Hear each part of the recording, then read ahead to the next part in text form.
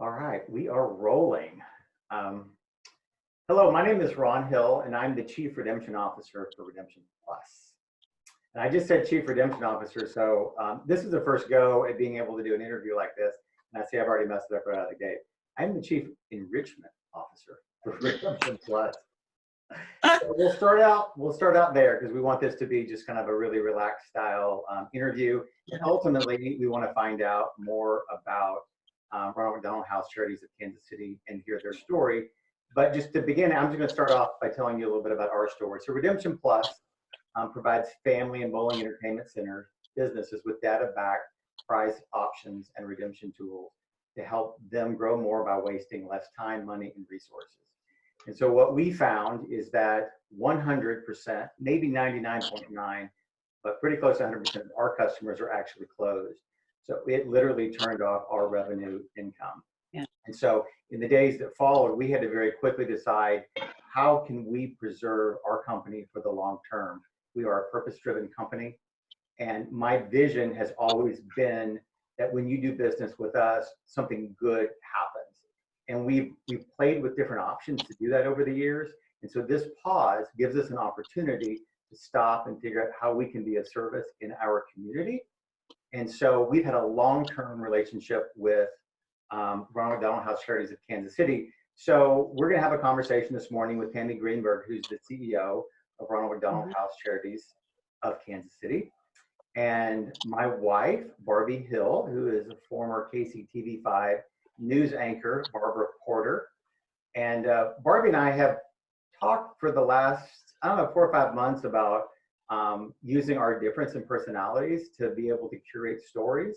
And so this is an opportunity to kind of play with that. And so what I really want to do today, the goal is to tell the story of Ronald McDonald House and what they're going through at this time, and be able to pull together our community on how we help them. Because this, to me, is a time that's really about serving others.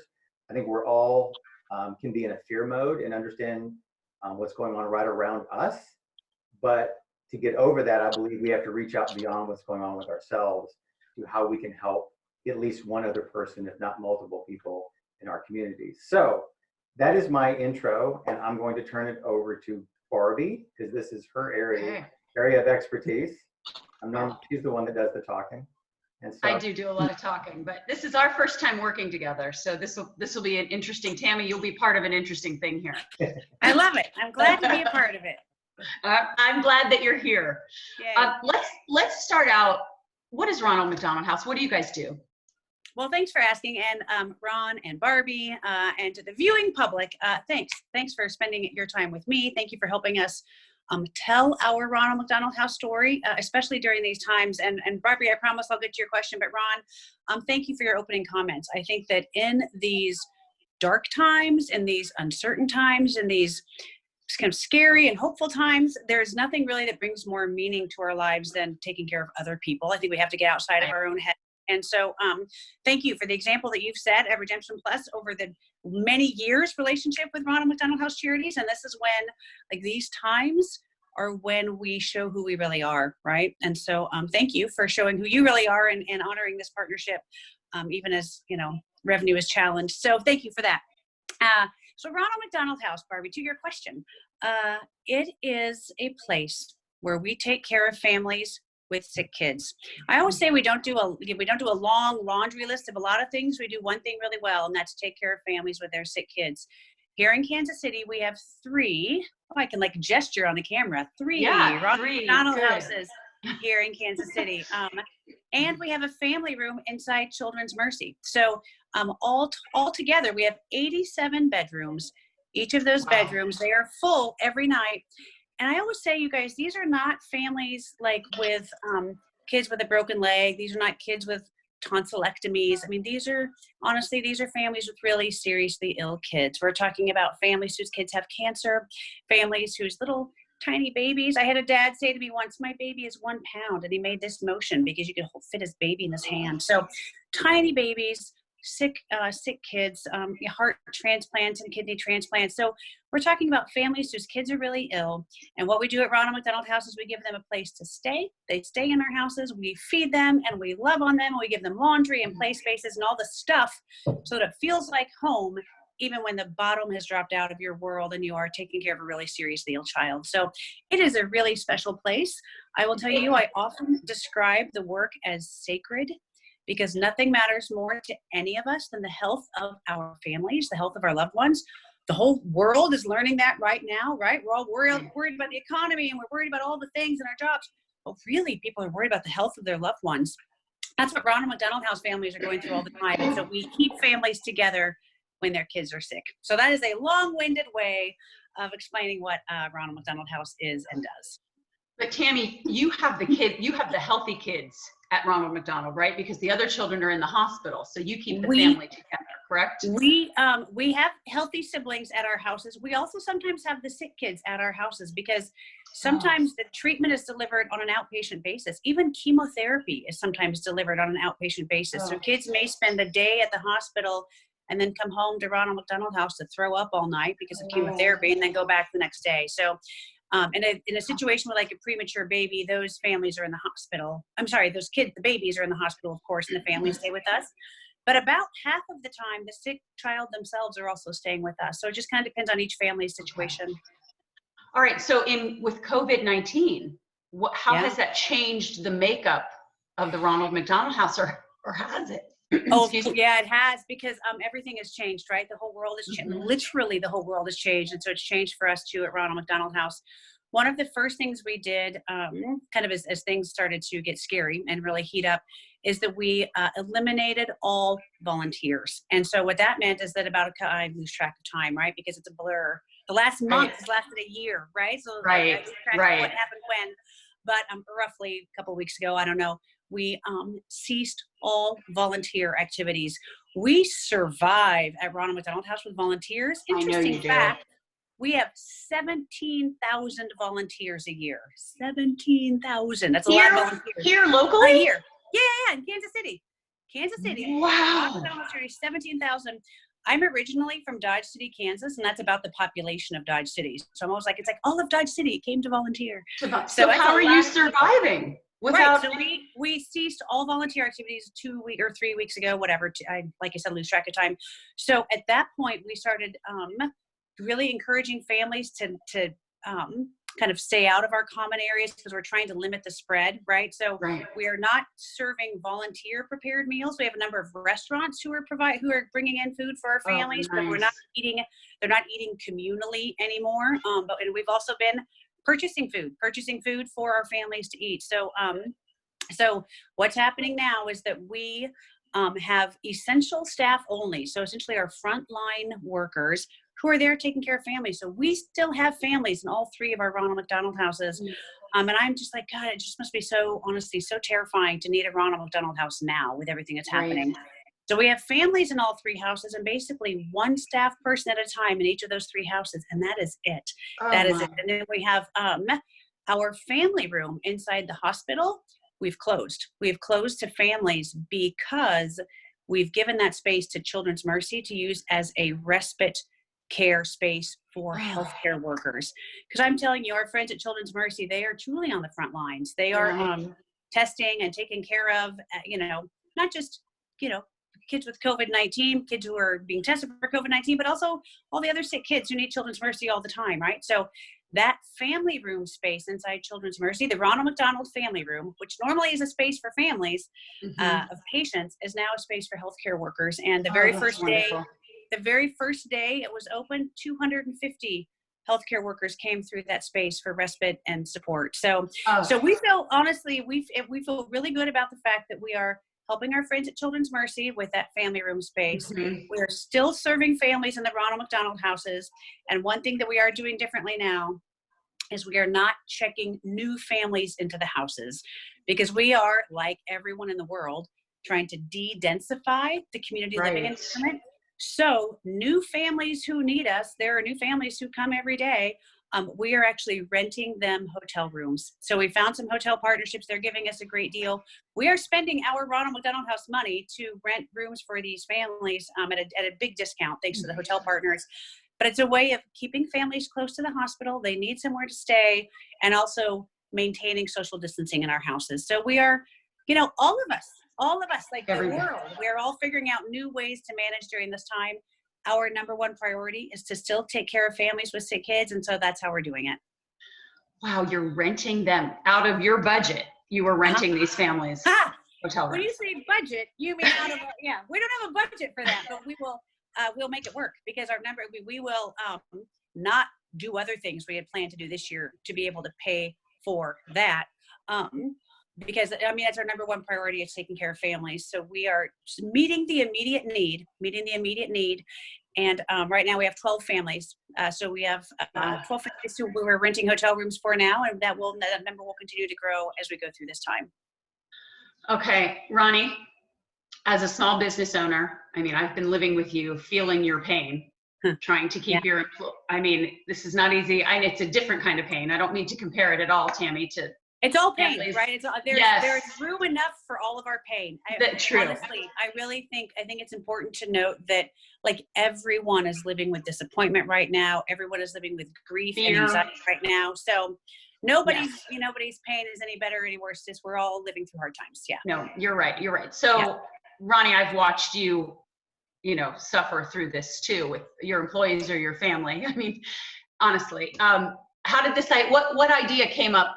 How did this come up for you to help Ronald McDonald House? And what do you want to do, like the Boredom Busters box, and kind of share your vision of what you want to do to be able to help Tammy and her? Well, first of all, Tammy, I'm so grateful for you and what you guys do at Ronald McDonald House, and the willingness to share the story. And as you're talking, I'm like, this feels really good to me, because I feel like there's an opportunity. It's not a guarantee that we get to make an impact here, and that would be really meaningful, because you just said, like, we're all hurting, we're all disappointed, we're all like wondering how our lives have been turned so upside down. How did we get where we are today from where we were even a month ago? And as you're talking about that, you guys are spending unbudgeted funds but making it work, right? It's the same thing that we're doing. Certainly we don't have a line item in the budget for no revenue. And how do we take care of families, and how do we help with the community? So one of the things that I've noticed is that we're all in this together. Yeah. And I don't think there's anybody that's going to get out of this without some point of pain. And I think the better we can share that amongst communities and as businesses, then it almost is kind of becoming an equalizer for all of us. So I wanted to say that, but what our team did is that we wanted an opportunity to figure out, how do we use creative energy in our company? So we did have a fairly significant layoff. We did that up front after I had told my family, my work family, that we were in a very strong financial position to get through this. And then all of the budgeting that we did, all the scenarios, there wasn't one we did without any revenue coming in at all.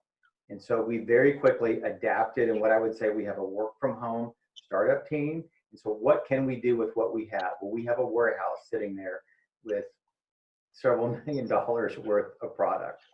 And so how can we help the community? And very quickly it was brought up, well, we have this relationship with Ronald McDonald House. And so we created BoredomBusterToys.com. So in 3 days, we created a new concept, a new website. We put kits together. We're iterating on it, because what we're hearing, in fact, as we were talking, a picture came in. Somebody said, just got my kit, and man, were my kids excited. This was really, really needed. And so we wanted the ability to help people at home and send their kids homework, to help around the house. We're with our kids every day. And I know when our boys were young, we were trying to incent them to get along in every possible way that we could. Thank goodness they actually get along today. And so I understand and I feel that pain. So this is a way to be able to incent kids, bring some excitement into the home, and for people to be able to order stuff without being able to get out. And then we also iterated and had some kits put together for work at home. And so we had an order of about 20 boxes go out the very first day. And I just talked to a business owner last night that said, I'm cutting expenses, but I still want to take care of my people. And I want something to be fun and playful. And I want them to have a little something to play with, stress relievers, things to be able to do. So we put that together. And at the top of that, 10% of everything is going to go to Ronald McDonald House Charities of Kansas City. And so we'll come back to this at the end on ways. Thank you for that. Absolutely. I mean, just thank you for that. And I hope we can make a difference. And so Yeah. we'll either be able to, I mean, we'll be able to send you guys cash directly. We'll get this message out. Hopefully other people will either come and buy these kits that allow us to give you guys more money, or they'll come and donate directly to you guys. Mm-hmm. That's awesome. Thank you for that. Thank you for honestly, for thinking of us, even in this time of your own hardship, honestly, for thinking of the families and the kids at Ronald McDonald House. We too will be impacted financially. You know, if you think about our revenue, what's different about a nonprofit model is that we are not selling a product, right? We are not, selling a thing to the person who's going to use the thing. What we need charitable gifts. That is how we operate. That's how we pay our light bill. And I always say keep the lights on and the water hot. And that's how we take care of families, is through charitable giving. And people tend to give philanthropically, give charitably out of their abundance.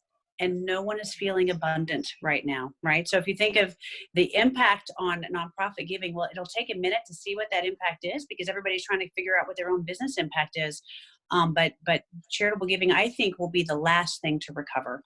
Businesses will recover, then individuals will recover, and then nonprofits will recover, because that's just the nature of charitable giving. So thank you, even in your own time of hardship and reckoning, that you are carving aside some to benefit the families at Ronald McDonald House, because we will suffer financially as a result of what's happening. We will continue serving families. That's our number one priority, but we will suffer financially. So thank you very much for that.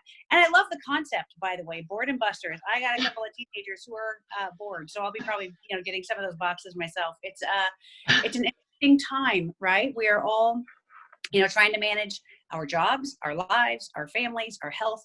Right. So I think the concept of the Boredom Buster box is great. And I think and hope it'll be successful and bring some joy to families who are stuck, in the same four walls with each other. Actually, Ron, I think you need a teenage Boredom Buster box.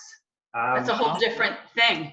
Yeah, well, I mean, there's everything from a $15 box up to, I think, $500 boxes. And there's a lot of specific products that you may or may not be able to get right now, because Amazon and other places are prioritizing other needs and other shipments. So, Right. So and one of the things that I want to point out, and Barbie asked me this yesterday. We went on a walk, and she was, "Hey, what's this interview going to be like?" And she's like, 10%, right? 10%. I said, honey, 10% of $15 box isn't enough to buy somebody a donut. So we kind of had this conversation yesterday. I was like, what? But our hope is that we can sell a lot of these and to be able to make a difference. And for the size of a company that we are, if this were to fill our revenue bucket, that would be amazing. But it's not going to. I mean, this is not something that we are going to be making a lot of money off of. It's an opportunity for our people to use their talents. And the last week, people have been so excited. People want to give. People want to do something. Right.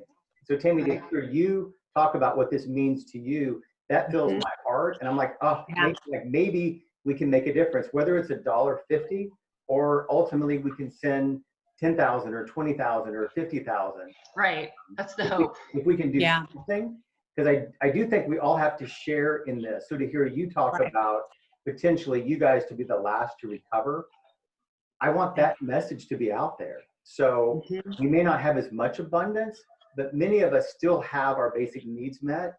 And there's a little something, and maybe it's just $1 or $1.50 that we can help share. So it's not so painful. It's not more painful for others than it is for ourselves. And something that I think is important about that, the 10%, is that it is, quite frankly, it is, the money is so helpful. So thank you for that. And it is also helpful to remind people that we're here, right? It's the visible support. It's the endorsement it's the endorsement from you two personally as parents and as professionals. It's the endorsement of your company. There's value in that, so that when people are getting their Boredom Buster box and they see the 10%, they go, oh yeah, I've got that stimulus check coming. I could probably give some of that charitably. So it's reminding people, all of us who have enough, right? We are all used to having more than enough, but we maybe now just have enough. Right. Yeah. And there are others who do not have enough.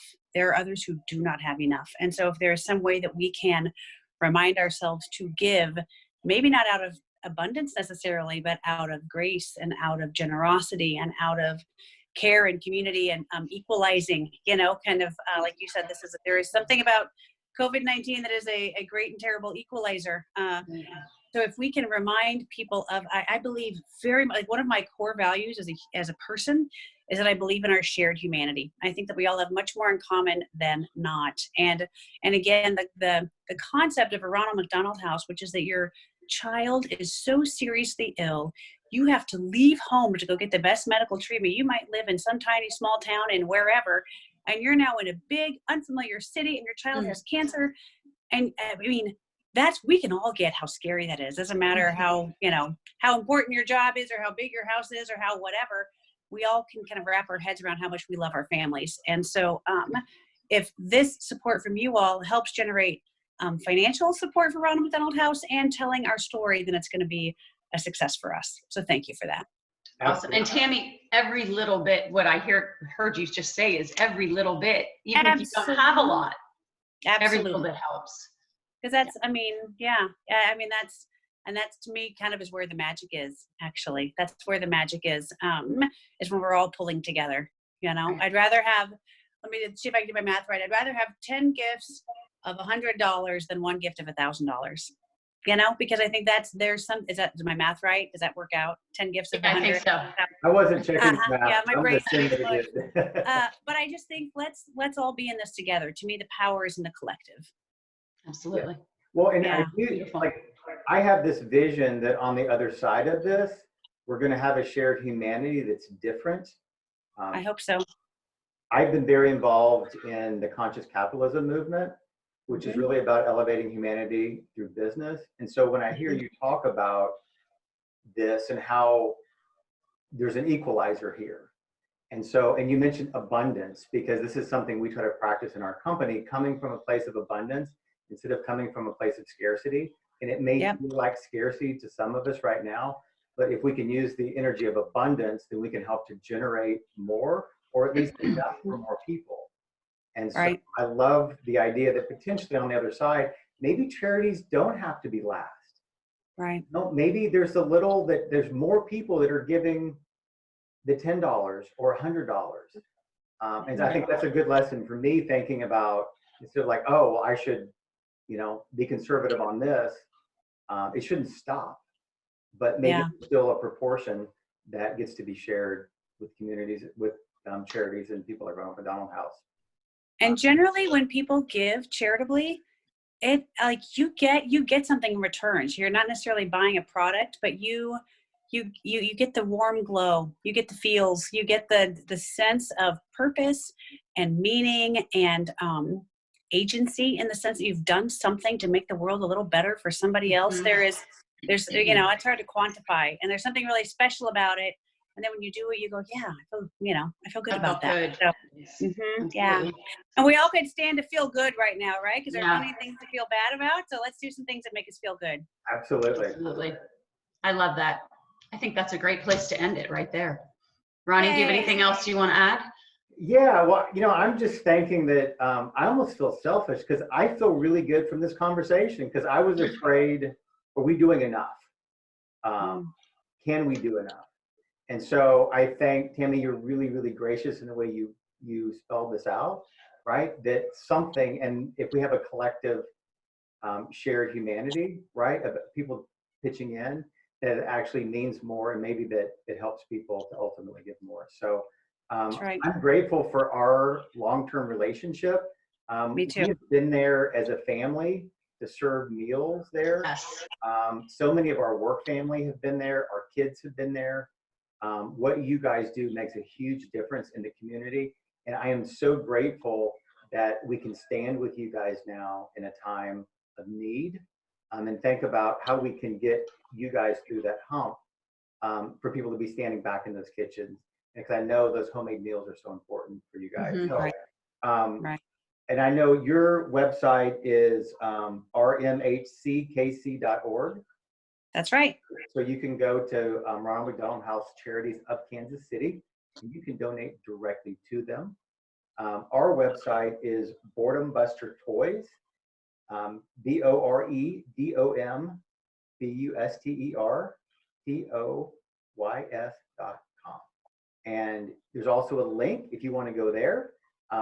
You're welcome to buy stuff, and we'll donate 10% off the top directly to Ronald McDonald House.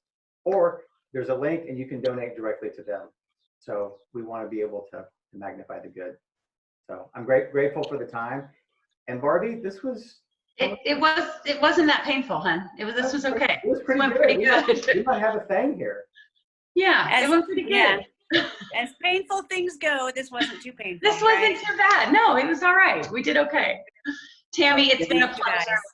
Thank you so Thank much. you, everybody. Stay healthy. Everybody stay healthy. You Very too. grateful for everything that you guys do. Thank Take you care. very much.